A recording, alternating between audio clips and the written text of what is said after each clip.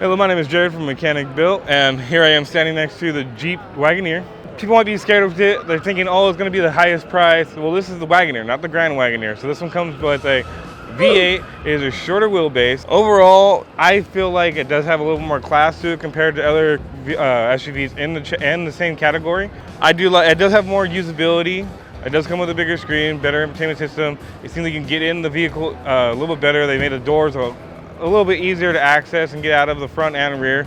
And I actually like the rear cargo space because instead of having like on the Sequoia and the GMC or Tahoe where they kind of shape up to the center, but they're being a little more boxy, you do get a lot more cargo loading space. They are very comparable, but if you're looking for something that has a little bit more class to it and a little bit more touch, besides going up to a Cadillac or a Lexus, a Wagoneer is not a bad choice overall. Now here I am inside the interior of the Wagoneer, and one little fault we do have with it is the fact that for the defroster and everything, it comes out right here, which is something reminiscent of the 90s. Most people will either run them through with a different tube or they have the bigger dash, but I'm assuming that Jeep did this just because they wanted to keep the actual dash a little bit more sunken in. If you get in other vehicles, they seem like the dash is coming over into your lap.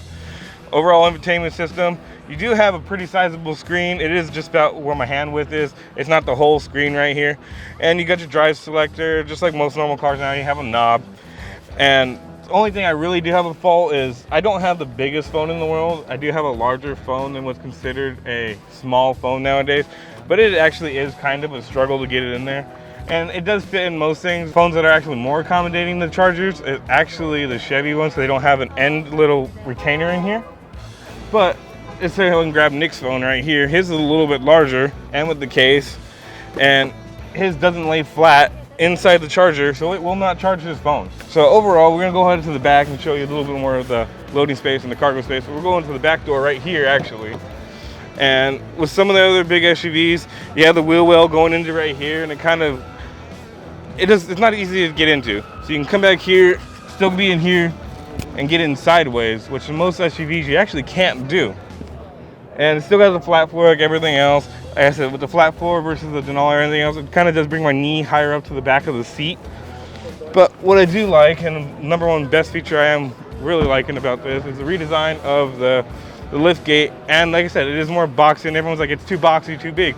Well, for ease of use and loadability, I really do love the fact that we do have I would say a good 6 to 8 inches of just width, being able to load whatever you want to load back here.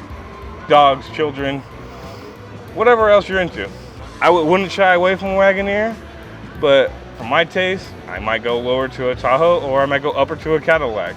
And the Grand Wagoneer is a whole different story and a whole different beast. So we're gonna go ahead and take a look at the GMC Denali Yukon, or Yukon Denali, my bad.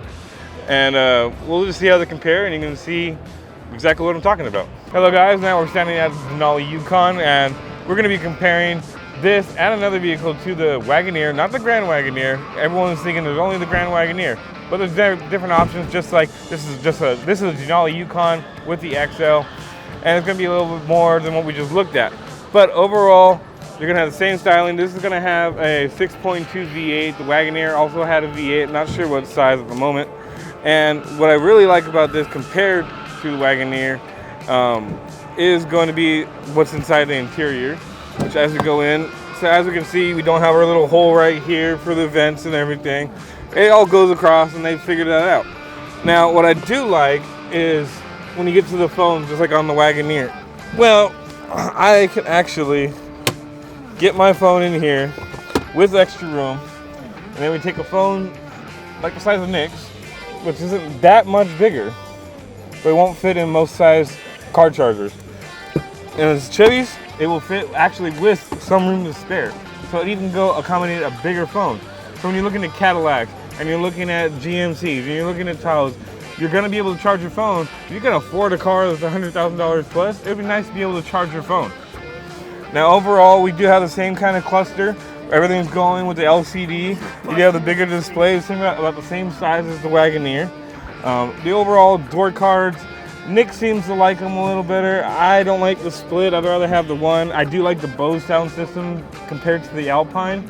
Just the overall quality, I've found that Bose do have like a more richer sound, and I've never had a problem with a Bose system going out in any vehicle, whether it be a Nissan Altima or a Chevy Tahoe. I've never had to replace the speakers, blowing them out, and I'm one of the people that likes to crank up the volume on everything. Now, I would like to come around to the back. What I did mention on the Wagoneer, how I liked it a little bit better, was our space back here and being able to load. Now, this one is the longer wheelbase vehicle, so we do have a lot more room. Now, if this was a shorter wheelbase vehicle, it would be the same. It would come out to right here, just like it did on the Wagoneer. And the Wagoneer L is probably going to be about the same size as this, but what I like that's different is the width. I can feel the width is slightly smaller, and it is for aerodynamics. It makes a big difference in fuel economy. But do you want ease of use of loading your materials, or you're looking for fuel economy? Depends on what you're looking for, what you're more comfortable with, and where you want to make that compromise. But the difference between the Wagoneer and the Denali, when you think about for the kids, the Wagoneer does have USB and Type-C.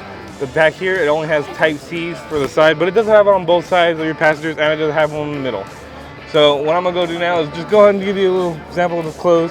Now on the Wagoneer, you get a beeping audible sound. Here you just get the flashing lights, but either way, it has a sensor. They're not gonna hurt you in either way. This one still has a soft close. It's not as soft as the Wagoneers, but overall, either one's a good pick. It depends on your preference or where you want to make your compromises. Now, if you guys are watching this because we added the Toyota Sequoia, Jared threw it at me. But you saw him just review the Wagoneer and the Yukon Denali. So the reason why we added the Sequoia here, because they have the Platinum. If you're like saying to me that, well, Toyota's not really luxury, well, neither is Jeep. But they're trying to get into that market of the whole entire luxury ordeal, right, with the Wagoneer. Now the Sequoia, what the model we're looking at here is $78,000. Now just mind you, the Wagoneer that we saw earlier, that one was just below $60,000. This one is $78,000. So let's come in and take a look. I mean, obviously, I do like the color. I mind you, these are dealership cars. These are not factory cars. These aren't anything from, you know, corporate. And this is what you see is honestly what you get. But if you guys actually seen my Toyota Tundra video, what I've noticed coming on the inside here is that my screen doesn't actually distort. So this is the normal amount of flex that I don't mind in a vehicle, but especially with these big screens, this actually doesn't really distort. And I'm putting a lot of pressure onto that. Before that Toyota Tundra, for whatever reason, it was distorting honestly really bad. Now coming in the Toyota Tundra, this is the Platinum version. We still have this awful, in my opinion, awful center console. And I don't know if you guys can hear that. Put my mic a little bit closer here. That's $78,000. And honestly, it does feel a little bit premium. I mean, everything feels really nice. I do like it. I mean, you're gonna have your normal flexing. And honestly, you know, you have your ambient lighting everywhere. But like earlier, or if you guys seen the video where I did the Toyota Corolla Cross, we have the same ambient lighting for literally half the price. You get this nice sunroof or moonroof, and you get the nice digital display with the Platinum. But again, if you're telling me, well, I'm gonna buy a Toyota for reliability, if you guys know anything about the IMAX motors, there are issues with them out there with the turbo wastegates. Again, I'm not trying to smack on Toyota. I love the Toyota Corolla Cross. I honestly, even though Jared didn't like it, I do like the actual Toyota Crown, but this actual vehicle here, for the price that you're not getting your money's worth. So as you can see here, we have a nice little touch with the power step. And then it being with the Platinum, you know, they're trying to add little things. You know, you got a little shade here. Even though the windows are tinted, it's always nice to have a little extra shade, get the sun glare out of there. Inside, if you kind of take a look in here, I mean, again, $78,000, the vehicle doesn't feel as premium as other manufacturers that are coming out. Suburban, Denali, Yukon, and even now the Jeep Wagoneer, you're getting a lot more for what you're paying. Again, if you look up close right here, this honestly really bothers me in the Platinum trim. This looks horrible. This looks like this has been rattle canned on. You could see a lot of paint peel, like the orange peel on the paint, and it's just, like I mentioned before, and I'll state this again before you guys start ramming me in the comment section below, that any other vehicle like the 4Runner, the RAV4, or the Highlander, it's gonna be honestly a better choice.